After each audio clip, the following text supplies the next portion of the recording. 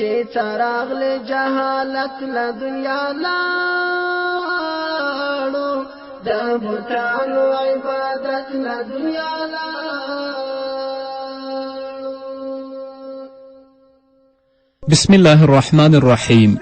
الحمد لله رب العالمين حمد الشاكرين، الصلاة والسلام على سيد الأنبياء والمرسلين سيدنا ونبينا وشفيعنا ومولانا محمد وعلى آله وأصحابه الطيبين الطاهرين. قدرمنو اوریدونکو د ژوند د لارې د خپرونې مینالو، السلام علیکم ورحمت الله وبرکاته. ستاسو روغتیا او خوشحالي د پاک رب نه غواړم، په دې هیله چې د صحت او عافیت جامې په تن ولرئ او خوشحالي مو په برخه وي. دا دی زه محمد یاسین فهیم د ژوند د لارې د خپرونې په وړاندې کولو کې ستاسو په خدمت کې یم. زموږ د نننۍ خپرونې موضوع د تهجد لمونځ، همدارنګه د خسوف او د کسوف لمونځ او د استسقا لمونځ. انشاءالله په دې مسایلو باندې به تفصیلي وغږیږو، په دې هیله چې تاسو هم په ډیر غور او په ډیر پام سره واورئ. د تهجد لمونځ د محمد رسول الله صلی الله علیه وسلم په احادیثو کې، همدارنګه د الله رب العزت په کلام کې د تهجد لمانځه ذکر راغلی او د رسول الله صلی الله علیه وسلم د وینا مطابق د تهجد په لمانځه کې ډیر زیات ثوابونه دي او دې باندې الله رب العزت د انسان ګناهونه بخي او هغه ګناهګار انسان ته بخښنه کوي. د تهجد د لمانځه وخت د ماسخوتن نه وروسته د صبح صادقه پورې دی. محمد رسول الله صلی الله علیه وسلم به همیشه د شپې 2 او 4 ساعته وده کیده او بیا به راپاڅېده او د تهجد لمونځ به رسول الله صلی الله علیه وسلم ادا کوه او اکثر اوقاتو کې به رسول الله صلی الله علیه وسلم د تهجد د لمانځه په ادا کولو کې رسول الله شپه سبا کوله چې مبارکې پښې به یې د ډیرې ولاړې نه پړسېدلې وې، خو هغه به د الله رب العزت دربار ته ولاړ و. د رسول الله صلی الله علیه وسلم نه پوښتنه وشوه چې ته خو د الله پیغمبر یې، د الله حبیب یې، ولې پر ځان باندې دومره فشار راولي؟ رسول الله صلی الله علیه وسلم هغو ته فرمایي چې آیا زه خپل رب شاکر او شکرګزار بنده نشم؟ هغه رسول، هغه پیغمبر چې الله رب العزت د هغه مخکینی او وروستني ګناهونه ټول بخښلي دي، د الله محبوب دی، هغه ټوله شپه خپل رب ته ولاړي، خپل رب ته تضرع او عاجزي کوي. موږ او تاسو چې تل لپاره ژوند په ګناه په معصیت کې تیریږي، کله هم راپانڅي چې الله ته متوجه شو، د خپل د تضرع او عاجزي لاسونه الله ته پورته کړو او د الله نه د خپل د ګناهونو بخښنه او مغفرت وغواړو. رسول الله صلی الله علیه وسلم حدیث دی چې الله رب العزت بلا کیف د سهار په وخت کې خپل لاسونه اوږدوي تر څو چې هغه کسان توبه وکړي چې هغوی شپې کې ګناه کړې ده، او الله رب العزت په ماښام کې د خپل بلا کیف لاسونه اوږدوي تر څو چې هغه څوک توبه وکړي چې هغو په ورځ کې ګناه کړې ده. د ګناه نه خو چیرته ځان ونه ساته، په ګناه کې اخته یو، خو چې ګناه کوو بیا هم د الله نه بخښنه هم ونه غوښتله. نو الله رب العزت دې په موږ او تاسو باندې رحم وکړي او تل لپاره دې د نیکو اعمالو توفیق موږ او تاسو ته راکړي. د تهجد د لمنځونو د رکعتونو تعداد معلوم نه دی، 2 رکعته، 4 رکعته، 6 رکعته یا 8 رکعته، له دې زیات چې هر څومره کولی شي. حضرت ابي امامه رضی الله تعالی عنه د محمد رسول الله صلی الله علیه وسلم نه روایت کوي. هغه فرمایي عن رسول الله صلی الله علیه وسلم انه قال عليكم بقيام الليل فإنه داب الصالحين قبلكم وهو قربة إلى ربكم ومكفرة للسيئات ومنهاة للإثم. رواه الترمذي. حضرت ابي امامه رضی الله تعالی عنه د محمد رسول الله صلی الله علیه وسلم نه روایت کوي. هغه فرمایي چې رسول الله ویلي چې د شپې پاڅېدل په ځان باندې لازم کړئ، یعنی شپې پاڅېږئ، تاسو د تهجد لمونځ وکړئ، د خپل راز او نیاز خپل پروردګار سره شریک کړئ. دا طریقه ستاسو څخه مخکې د نیکو خلکو وه او رسول الله فرمایي چې دا لمونځ به تاسو الله ته نږدې کړي، ستاسو ګناهونه به ختم کړي او تاسو به د بدي نه منع کړي. او هغه څوک چې د تهجد لمونځ کوي واقعا په دې کې شک نشته چې الله رب العزت به ګناهونه ورته معاف کوي او دا د تهجد لمونځ به دا ګناهونه نه ساتي او الله رب العزت به د هغه په چهره او به د هغه په صورت کې یو ځانګړی نورانیت او یو ځانګړی ښایست به پیدا کړي. الله رب العزت دې موږ ته توفیق راکړي. دویم لمونځ چې هغه د خسوف او د کسوف لمونځ دی چې کله لمر تندر ونیسي هغه ته کسوف ویل کیږي، چې کله سپوږمۍ تندر ونیسي هغه ته خسوف ویل کیږي.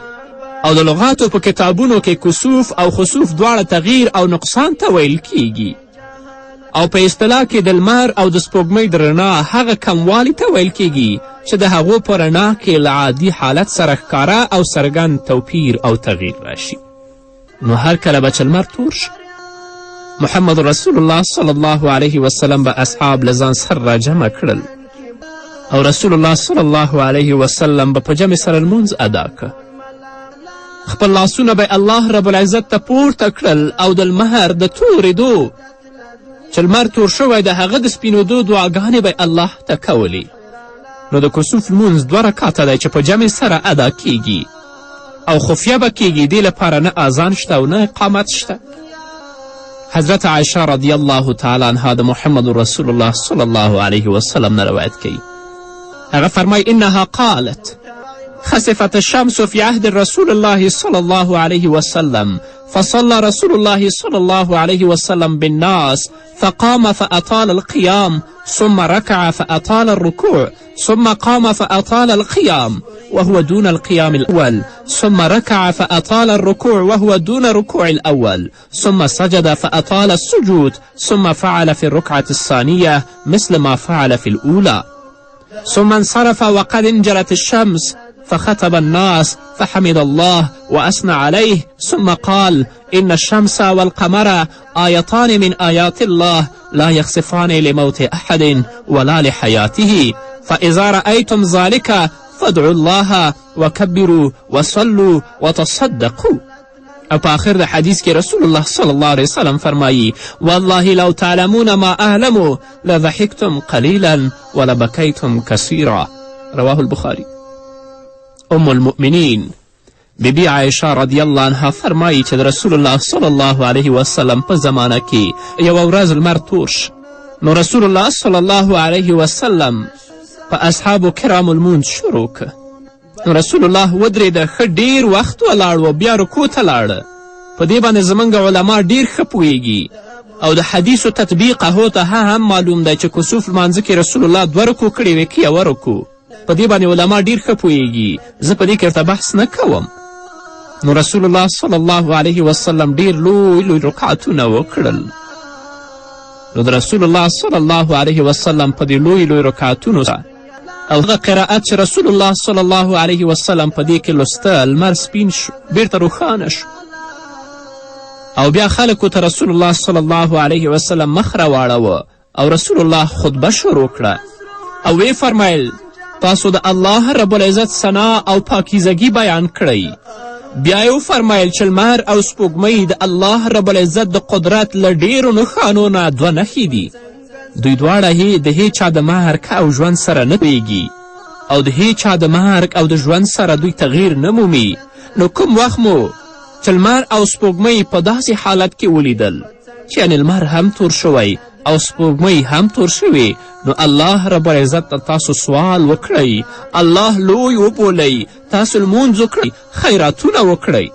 او په آخر کې رسول الله ویلي چې زما د قسم وي په الله باندې که تاسې په هغه څه باندې پوهېدئ چې په کوم سی باندې زه پوهېږم نو تاسو به ډیر کم خندل او ډیر زیات به مو جړل. خو انسان تل لپاره د مادیاتو باندې اخته دی او د دنیا مادیاتو دا د الله رب العزت د یاد نه د الله د ذکر نه غافله کړی دی او د دنیا څو ورځینی ژوند دی ژوند ګڼلی، د دنیا محدوده خوشحالي دی خوشحالي ګڼلی او د هغه ابدي خوشحالي نه دی انسان ځان غافله کړی دی او تل لپاره په دنیا کې خندا دی. نو رسول الله فرمایي په هغه څه باندې چې زه پوهیږم که تاسو پوه شئ نو تاسو به ډیر کم وخاندئ او ژړا به هم ډیره زیاته خو لا تر اوسه پورې موږ دا درک او احساس نه دی کړی.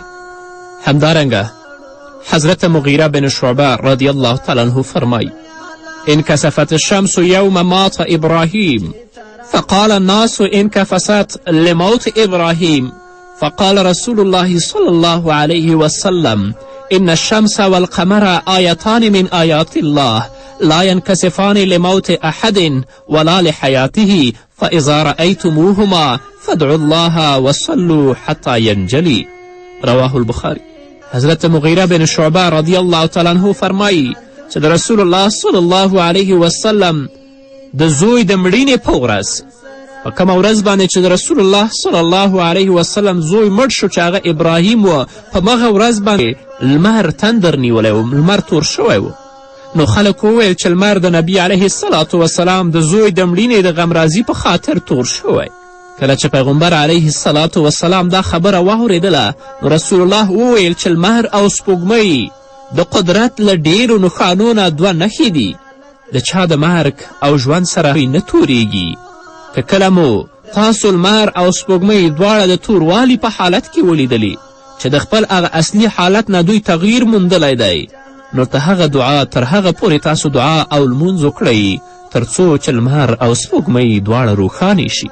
قدرمنو اوریدونکو، د خپرونې په دې وخت کې راځو دمې ته. دمې نه وروسته زموږ خپرونه دوام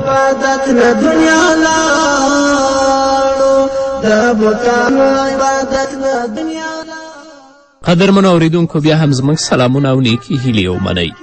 دویم لمونځ هغه د خسوف لمونځ دی. د سپوږمۍ د تورېدو په وخت کې چې کومه لمونځ ادا کیږي هغه ته خسوف لمونځ ویل کیږي. نو چې کله سپوږمۍ تندر ونیسي باید هر مسلمان پاڅي د الله لپاره دوه رکاته لمونځ وکړي. په کوم وخت کې چې لمر تورېږي هلته 2 رکاته لمونځ باید په جمع باندې وشي. خو سپوږمۍ چې کله تندر نیسي دلته به هر مسلمان که هغه زموږ خویندې یا زموږ ورونه یي هغوی د 2 رکاته لمونځ په خپل کورونو کې وکړي. جومات ته د تګ ضرورت نشته. خو نن ورځ له بده مرغه په خلکو دومره ناپوهي زیاته شوې چې کله سپوږمۍ تندر ونیسي نو هغوی د کورونو نه راپاڅي په کوڅو کې شور را جوړ کړی. دا د اسلام په مقدس دین کې نشته. د الله نه هله ویریږي چې سپوږمۍ تندر ونیسي، نور د الله ویره د دې په زړه کې نه وي پرته، بلکې په هغه وخت کې هم پاڅه الله ته ودرېږه. 2 رکاته لمونځ په خپل کور کې په خپل کوټه کې ادا کړه او د الله رب العزت نه د سپوږمۍ د سپینېدلو او د روښانه کېدلو دعا وغواړه. دا نه چې سرکونو ته راوځي، کوڅو ته راوځي، شور جوړ کړي او جومات ته لاړ شي هلته خلک راپاڅوي. دا بدعت دی، دا خرافات دی، دا په دین کې نشته. او د دې د تندر نیولو په هکله باندې چې د دې لامل څه دی، علماو نه ډېر زیات اقوال را نقل دي. خو زموږ علماو دا ویلي چې دې دپاره یو طبیعي لامل دی او دویم شرعي لامل دی. طبیعي لامل خو دا دی لکه څنګه چې د نن ورځ ساینسدانان هم په دې باندې معتقد دي چې کله ځمکه د سپوږمۍ او د لمر په منځ کې پرده واقع شي نو د لمر شعاع چې کله په ځمکې باندې پرېوځي د ځمکې توروالی یا هغه اشجار او ونې چې په ځمکه کې دي د هغو توروالی حتی په سپوږمۍ باندې پرېوځي نو هغه توره ښکاري، د هغه رڼایي کمیږي. اما شرعي عامل چې زموږ علماو بیان کړی هغه دا دی چې کله په دنیا کې فساد، منکرات او بدبختي زیاته شي ان تر دې چې د هغه اثرات په سپوږمۍ باندې هم پرېوځي، نو رسول الله صلی الله علیه وسلم ویلي چې تاسو 2 رکاته لمونځ وکړئ او د الله رب العزت نه بخښنه وغواړئ، په خپلو ګناهونو باندې پښیمانتیا وکړئ او د رب العزت نه د سپوږمۍ د روښانه کېدلو دعا وغواړئ. بل لمونځ هغه د استسقا لمونځ دی، یعنی د باران د غوښتنې لمونځ. په اصل عربي کې د استسقا معنا اوبه غوښتل دي. کله چې د اوبو ضرورت وي او باران نه کیږي نو په داسې وخت کې 2 رکاته لمونځ کول او د الله رب العزت څخه د اوبو لپاره سوال کول دا سنت دي. په شریعت کې دې ته د استسقا لمونځ ویل کیږي. او د استسقا د لمانځه طریقه دا ده، په هغه وخت کې چې لمونځ کیږي نو په جومات کې د اعلان وشي او ټول خلک دي البته نوي کالي نه اغوندي، زاړې جامې دې واغوندي او یو لوی میدان ته دې ولاړ شي. کله چې هغه ډاک او میدان ته لاړ شي نو 2 رکاته لمونځ دې دوی ادا کړي او د هغه به وروسته امام 2 خطبې ولولي او له هغه وروسته د ډیر په لوړ آواز سره د الله رب العزت نه دعا وغواړي. او چې کله رب العزت نه دعا غواړي ډیر په عاجزي سره، ډیر په تضرع سره د خپلو ګناهونو لپاره د بخښنه او مغفرت وغواړي، د دې نه پس د الله رب العزت نه د باران غوښتنه وکړي، د الله رب العزت نه د اوبو او د باران غوښتنه وکړي، هغه دعا په دې طریقه باندې ده: اللهم اسقنا غیثا مغیثا نافعا غیر ضار عاجلا غیر آجل اللهم اسق عبادك وبهائمك وانشر رحمتك وأحيي بلدك الميت اللهم أنت الله لا إله إلا أنت الغني ونحن الفقراء أنزل علينا الغيث واجعل ما أنزلت لنا قوة وبلاغا إلى حين. یا الله ته منګه په اوبو باندې سیراب کړه، په هغه باران باندې منګه سیراب کړه چې هغه باران ګټه رسوونکی وي، نه هغه باران چې هغه موږ ته ضرر رسوي، هغه باران چې هغه موږ باندې ژر وشي ستا له طرفه، نه دا چې هغه باران په موږ باندې وروسته وشي. یا الله خپل بندگان او خپل نور مخلوقات په اوبو باندې سیرابه کړه، خپل رحمت ډیر فراخه کړه او مړه کیدونکي ښارونه په اوبو سره ژوندي وساته. یا الله ته الله یې، له تا پرته بل معبود نشته، د ځمکې او اسمانونو د خزائنو څښتن ته یې. یا الله موږ ډیر بېوزله او فقیر یو، په موږ باندې باران نازل کړه، او هغه څه چې ته په موږ باندې نازلوي هغه موږ لپاره تر یو وخته پورې قوت را وبخي. نو دا دعا ده د استسقا لمانځه لپاره د لمانځه نه وروسته. همدارنګه د حضرت ابو هریره رضی الله تعالی عنه څخه روایت دی چې یوه ورځ رسول الله صلی الله علیه وسلم د باران د غوښتنې لپاره یو خلاص میدان ته تشریف یوړ. نو رسول الله صلی الله علیه وسلم موږ ته 2 رکعته لمونځ چې نه ورته آذان وشه او نه ورته اقامت ویل شو مونځ یې موږ ته راکه. بیا رسول الله صلی الله علیه وسلم خطبه او الله تعالی ته د دعا لاسونه پورته کړل او د دعا په حالت کې رسول الله مخ قبلې ته وګرځوه. بیا خپل څادر په بل مخ داسې وګرځوه چې لاندې خوا یې پورته شو او ښي خوا یې په چپه خوا او چپه خوا یې په ښي خوا رسول الله واړوه، څادر سې راوګرځوي په غاړه کې. رسول الله د الله نه غوښتنه وکړه او د رسول الله صلی الله علیه وسلم د دعا وروسته الله رب العزت په موږ باندې باران وکړو. همدارنګه د حضرت ابن عمر رضی الله تعالی عنه روایت دی، هغه فرمایي چې رسول الله صلی الله علیه وسلم فرمایلی کله چې خلک د خپلو مالونو زکات بند کړي نو الله رب العزت به له آسمان څخه د باران څاڅکي ودروي. کله انسانان د خپلو مالونو زکات بند کړي نو الله تعالی به له آسمان څخه د باران څاڅکي ودروي. او که چیرې ناور او حیوانات نه وی نو د الله رب العزت له طرفه نه به هیڅکله باران نه وی شوی. فقلت استغفروا ربکم انه کان غفارا يرسل السماء عليكم مدرارا ويمددكم بأموال وبنين ويجعل لكم جنات ويجعل لكم انهارا. نو انسان چې د خپل د مالونو زکات ورنه کړي، د الله حکمونه او د الله اوامر پرېږدي نو الله رب العزت به له بره په دې باندې باران بند کړي چې په ډیر قحطي او مشکلات او وچکالي سره به مخ شي. خو که دا انسان الله ته متوجه شي، د الله رب العزت نه د خپل د ګناهونو بخښنه وغواړي نو الله رب العزت به په دې باندې بره نه آسمان نه بارانونه راووري او دوی به ډیر په هوسا او په ډیر راحت سره ژوند وکړي. رسول الله صلی الله علیه وسلم چې کله دعا کوله د دعا په وخت کې به خپل مبارک لاسونه د معمول نه زیات وچتول تر دې چې د رسول الله صلی الله علیه وسلم د څنګلو لاندې سپینوالي به ښکاره شول او د الله رب العزت نه به د بخښنې غوښتنه کوله او وروسته د هغه به د باران غوښتنه کوله. نو قدرمنو اوریدونکو، الله رب العزت دې موږ ته هم د نیکو اعمالو توفیق راکړي چې تل لپاره الله ته متوجه شو. دا وه زموږ نننۍ خپرونه. تر بلې خپرونې پورې چې زه بیا هم ستاسو درانه حضور ته راځم، تاسو ټول په پاک رب سپارم. پاتې ژوند او پاتې ورځم نیکمرغه. الله مو مل شه. څنګه زلالت له دنیا لاړو، د بوتانو عبادت له دنیا لاړو. چې تراغله جهالت له دنیا لاړو د بوتانو عبادت له دنیا لاړو د بوتانو عبادت له دنیا لاړو گمراهان خپل لار به پیدا نه گمراهان خپل لار به پیدا نه که قرآن او ستا سنت له دنیا لاړو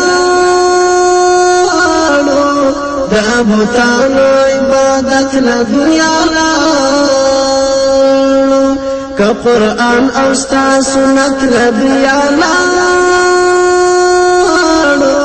د بوتانو عبادت له دنیا لاړو چې تراغله جهالت له دنیا لاړو انو عبادت له دنیا لاړو